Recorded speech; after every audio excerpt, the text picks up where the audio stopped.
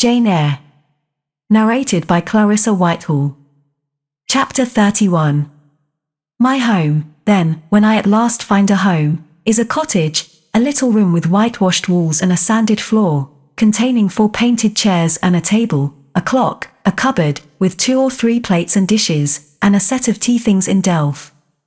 Above, a chamber of the same dimensions as the kitchen, with a deal bedstead and chest of drawers, small, yet too large to be filled with my scanty wardrobe, though the kindness of my gentle and generous friends has increased that, by a modest stock of such things as are necessary.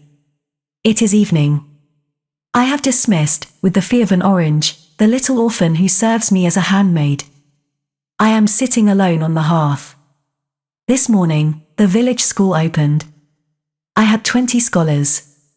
But 3 of the number can read, none write or cipher. Several knit, and a few sew a little.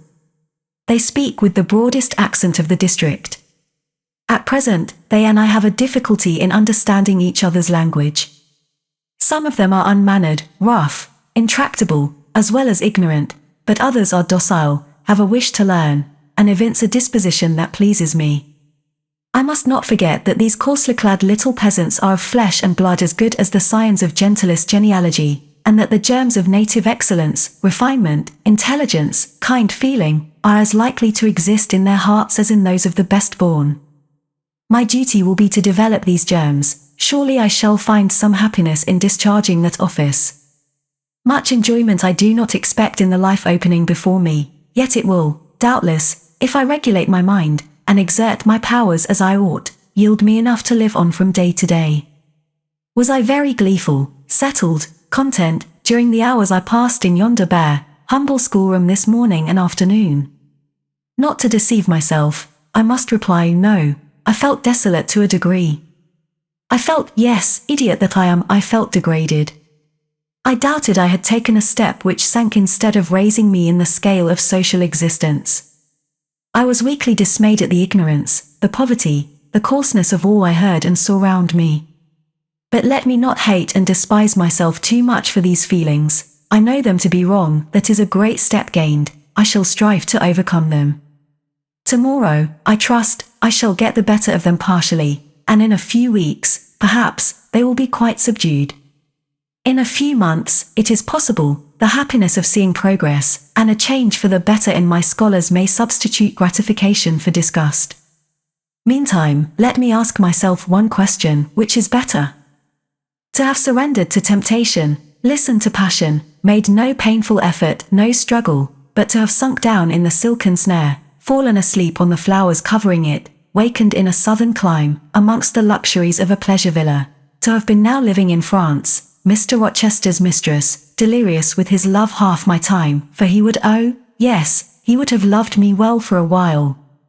He did love me, no one will ever love me so again. I shall never more know the sweet homage given to beauty, youth, and grace, for never to anyone else shall I seem to possess these charms. He was fond and proud of me, it is what no man besides will ever be. But where am I wandering, and what am I saying, and above all, feeling? Whether is it better, I ask, to be a slave in a fool's paradise at Marseilles, fevered with delusive bliss 1 hour, suffocating with the bitterest tears of remorse and shame the next, or to be a village schoolmistress, free and honest, in a breezy mountain nook in the healthy heart of England? Yes, I feel now that I was right when I adhered to principle and law, and scorned and crushed the insane promptings of a frenzied moment. God directed me to a correct choice. I thank His providence for the guidance. Having brought my eventide musings to this point, I rose, went to my door, and looked at the sunset of the harvest day, and at the quiet fields before my cottage, which, with the school, was distant 1/2 mile from the village. The birds were singing their last strains. The air was mild, the dew was balm. While I looked, I thought myself happy, and was surprised to find myself ere long weeping, and why? For the doom which had reft me from adhesion to my master, for him I was no more to see, for the desperate grief and fatal fury consequences of my departure, which might now, perhaps, be dragging him from the path of right, too far to leave hope of ultimate restoration thither. At this thought, I turned my face aside from the lovely sky of eve and lonely vale of Morton. I say lonely, for in that bend of it visible to me there was no building apparent save the church and the parsonage, half hid in trees, and, quite at the extremity, the roof of Vale Hall, where the rich Mr. Oliver and his daughter lived. I hid my eyes, and leant my head against the stone frame of my door, but soon a slight noise near the wicket which shut in my tiny garden from the meadow beyond it made me look up. A dog, old Carlo, Mr. Rivers' pointer, as I saw in a moment, was pushing the gate with his nose, and St. John himself leant upon it with folded arms, his brow knit, his gaze, grave almost to displeasure, fixed on me. I asked him to come in. "No, I cannot stay, I have only brought you a little parcel my sisters left for you. I think it contains a colour box, pencils, and paper." I approached to take it. A welcome gift it was. He examined my face, I thought, with austerity, as I came near. The traces of tears were doubtless very visible upon it. "Have you found your first day's work harder than you expected?" he asked. "Oh, no. On the contrary, I think in time I shall get on with my scholars very well. But perhaps your accommodations, your cottage, your furniture have disappointed your expectations." "They are, in truth, scanty enough," but I interrupted. "My cottage is clean and weatherproof, my furniture sufficient and commodious. All I see has made me thankful, not despondent. I am not absolutely such a fool and sensualist as to regret the absence of a carpet, a sofa, and silver plate. Besides, 5 weeks ago I had nothing, I was an outcast, a beggar, a vagrant, now I have acquaintance, a home, a business. I wonder at the goodness of God, the generosity of my friends, the bounty of my lot. I do not repine. But you feel solitude and oppression. The little house there behind you is dark and empty. I have hardly had time yet to enjoy a sense of tranquility, much less to grow impatient under one of loneliness. Very well, I hope you feel the content you express. At any rate, your good sense will tell you that it is too soon yet to yield to the vacillating fears of Lot's wife. What you had left before I saw you, of course I do not know, but I counsel you to resist firmly every temptation which would incline you to look back. Pursue your present career steadily, for some months at least." "It is what I mean to do," I answered. St. John continued. "It is hard work to control the workings of inclination and turn the bent of nature, but that it may be done, I know from experience. God has given us, in a measure, the power to make our own fate, and when our energies seem to demand a sustenance they cannot get, when our will strains after a path we may not follow, we need neither starve from inanition, nor stand still in despair. We have but to seek another nourishment for the mind, as strong as the forbidden food it longed to taste, and perhaps purer, and to hew out for the adventurous foot a road as direct and broad as the one fortune has blocked up against us, if rougher than it. A year ago I was myself intensely miserable, because I thought I had made a mistake in entering the ministry. Its uniform duties wearied me to death. I burnt for the more active life of the world, for the more exciting toils of a literary career, for the destiny of an artist, author, orator, anything rather than that of a priest. Yes, the heart of a politician, of a soldier, of a votary of glory, a lover of renown, a luster after power, beat under my curate surplice. I considered, my life was so wretched, it must be changed, or I must die. After a season of darkness and struggling, light broke and relief fell. My cramped existence all at once spread out to a plain without bounds. My powers heard a call from heaven to rise, gather their full strength, spread their wings, and mount beyond ken. God had an errand for me, to bear which afar, to deliver it well. Skill and strength, courage and eloquence, the best qualifications of soldier, statesman, and orator, were all needed, for these all center in the good missionary. A missionary I resolved to be. From that moment my state of mind changed, the fetters dissolved and dropped from every faculty, leaving nothing of bondage but its galling soreness, which time only can heal. My father, indeed, imposed the determination, but since his death, I have not a legitimate obstacle to contend with, some affairs settled, a successor for Morton provided, an entanglement or two of the feelings broken through or cut asunder, a last conflict with human weakness, in which I know I shall overcome, because I have vowed that I will overcome, and I leave Europe for the East. He said this, in his peculiar, subdued, yet emphatic voice, looking, when he had ceased speaking, not at me, but at the setting sun, at which I looked too. Both he and I had our backs towards the path leading up the field to the wicket. We had heard no step on that grass-grown track, the water running in the vale was the one lulling sound of the hour unseen. We might well then start when a gay voice, sweet as a silver bell, exclaimed, "Good evening, Mr. Rivers." "And good evening, old Carlo. Your dog is quicker to recognize his friends than you are, sir. He pricked his ears and wagged his tail when I was at the bottom of the field, and you have your back towards me now." It was true. Though Mr. Rivers had started at the first of those musical accents, as if a thunderbolt had split a cloud over his head, he stood yet, at the close of the sentence, in the same attitude in which the speaker had surprised him, his arm resting on the gate, his face directed towards the west. He turned at last, with measured deliberation. A vision, as it seemed to me, had risen at his side. There appeared, within 3 feet of him, a form clad in pure white, a youthful, graceful form, full, yet fine in contour, and when, after bending to caress Carlo, it lifted up its head, and threw back a long veil, there bloomed under his glance a face of perfect beauty. Perfect beauty is a strong expression, but I do not retrace or qualify it, as sweet features as ever the temperate clime of Albion moulded, as pure hues of rose and lily as ever her humid gales and vapory skies generated and screened, justified, in this instance, the term.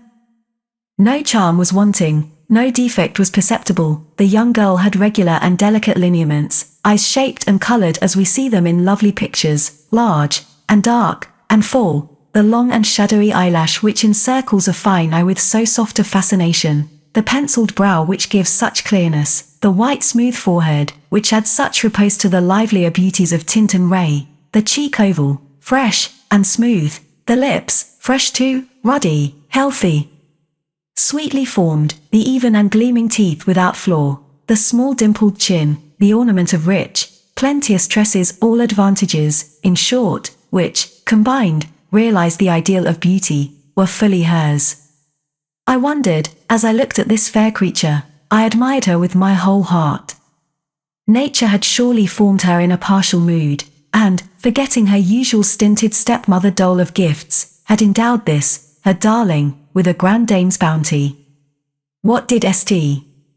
John Rivers think of this earthly angel? I naturally asked myself that question as I saw him turn to her and look at her, and, as naturally, I sought the answer to the inquiry in his countenance. He had already withdrawn his eye from the Peary, and was looking at a humble tuft of daisies which grew by the wicket. "A lovely evening, but late for you to be out alone," he said, as he crushed the snowy heads of the closed flowers with his foot.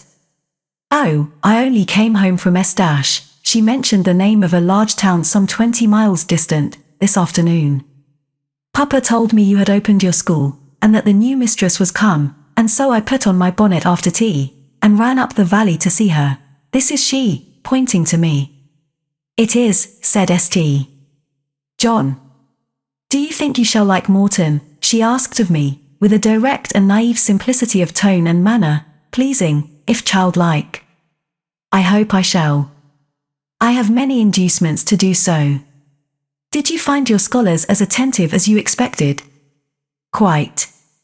"Do you like your house?" "Very much." "Have I furnished it nicely?" "Very nicely, indeed." "And made a good choice of an attendant for you in Alice Wood?" "You have indeed. She is teachable and handy." This then, I thought, is Miss Oliver, the heiress, favoured, it seems, in the gifts of fortune, as well as in those of nature. What happy combination of the planets presided over her birth, I wonder. "I shall come up and help you to teach sometimes," she added. "It will be a change for me to visit you now and then, and I like a change. Mr. Rivers, I have been so gay during my stay at S-. Last night, or rather this morning, I was dancing till 2 o'clock. The Th Regiment are stationed there since the riots, and the officers are the most agreeable men in the world. They put all our young knife grinders and scissor merchants to shame. It seemed to me that Mr. St. John's under lip protruded, and his upper lip curled a moment, His mouth certainly looked a good deal compressed, and the lower part of his face unusually stern and square, as the laughing girl gave him this information. He lifted his gaze, too, from the daisies, and turned it on her. An unsmiling, a searching, a meaning gaze it was. She answered it with a second laugh, and laughter well became her youth, her roses, her dimples, her bright eyes. As he stood, mute and grave, she again fell to caressing Carlo. "Poor Carlo loves me," said she. "He is not stern and distant to his friends, and if he could speak, he would not be silent." As she patted the dog's head, bending with native grace before his young and austere master, I saw a glow rise to that master's face. I saw his solemn eye melt with sudden fire, and flicker with resistless emotion. Flushed and kindled thus, he looked nearly as beautiful for a man as she for a woman. His chest heaved once, as if his large heart, weary of despotic constriction, had expanded, despite the wool, and made a vigorous bound for the attainment of liberty. But he curbed it, I think, as a resolute rider would curb a rearing steed. He responded neither by word nor movement to the gentle advances made him. "Papa says you never come to see us now," continued Miss Oliver, looking up. "You are quite a stranger at Vale Hall. He is alone this evening, and not very well. Will you return with me and visit him?" "It is not a seasonable hour to intrude on Mr. Oliver," answered St. John. "Not a seasonable hour? But I declare it is.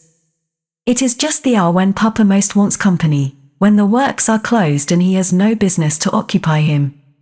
Now, Mr. Rivers, do come. Why are you so very shy, and so very somber?" She filled up the hiatus his silence left by a reply of her own.